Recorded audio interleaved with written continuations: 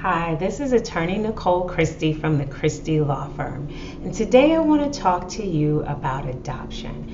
And the aspect of adoption I want to talk to you about is how a removal from your home could end up leading to adoption. And it's not to scare you, but I want to give you the harsh reality of what could happen if the kids that are removed from your home aren't sent back to your home within a reasonable time. And by reasonable, anywhere from the very first 6 months from their removal up until maybe the 12th or 13th month. After that, the reality of adoption, especially the younger the child, becomes real.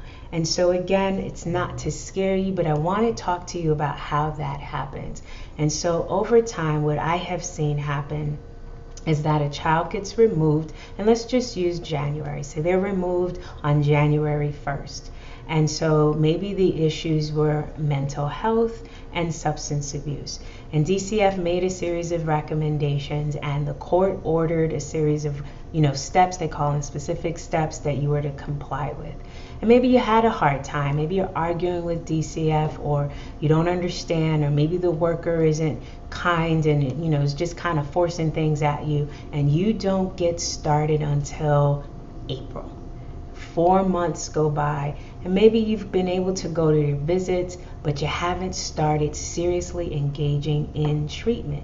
And then you start maybe in April. Now 4 months have gone by. And so DCF has to do a permanency plan pretty soon. But maybe at that 4-month mark, there's been a couple of changes of providers, and it's maybe now June, July. And that's when you have really been able to settle down. It's now been 6 months. And DCF starts to say, well, I don't know if we saw a lot of progress. And so this permanency plan is going to be due in September. So now it's about June, July. And so they're starting to get some progress reports. But then if you have a positive screen, just even one of them, maybe one or two in August, and now this permanency plan is due, DCF will look and say, okay, I think we can do reunification. And sometimes they don't. Sometimes they'll say there has been no progress. There's been a failure to rehabilitate, a failure to actually address the issues.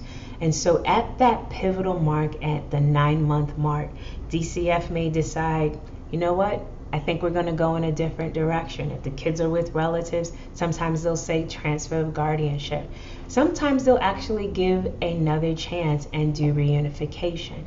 But say you drop out of treatment, or you've never actually gone to mental health treatment, and now we're at another 6 months. So now we went to June, July. We're at we've gone to the permanency date in September.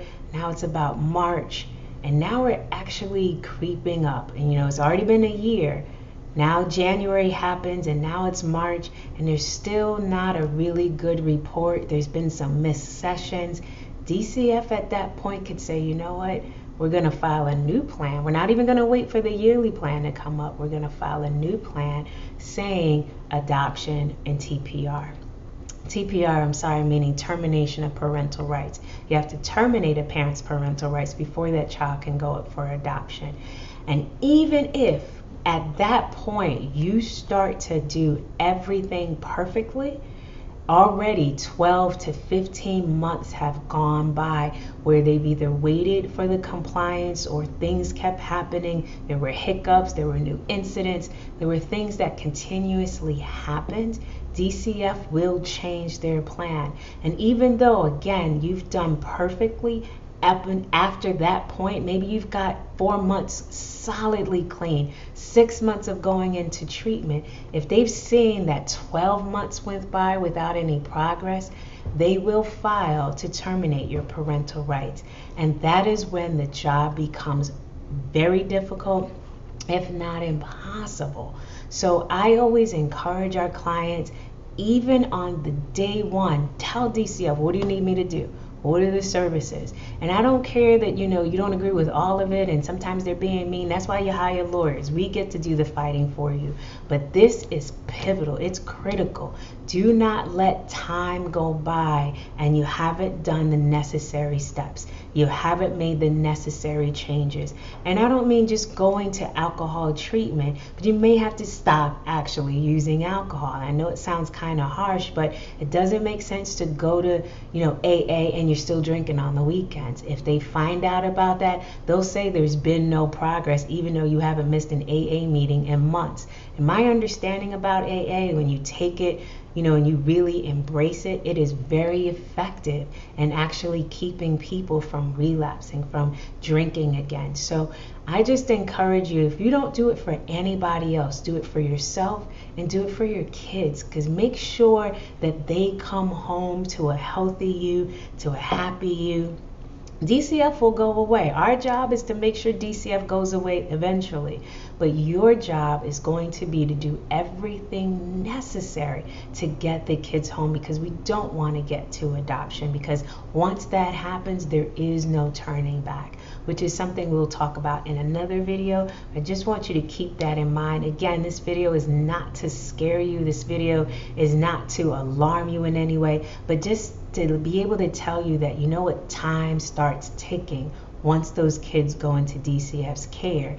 And it won't be this long period of time that DCF will expect parents to turn things around in order to get their kids back. It's a finite time. There's a time period where even the judges are going to start questioning DCF.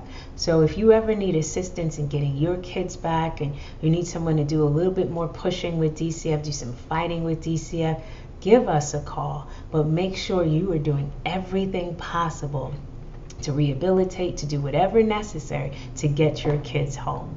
Take care.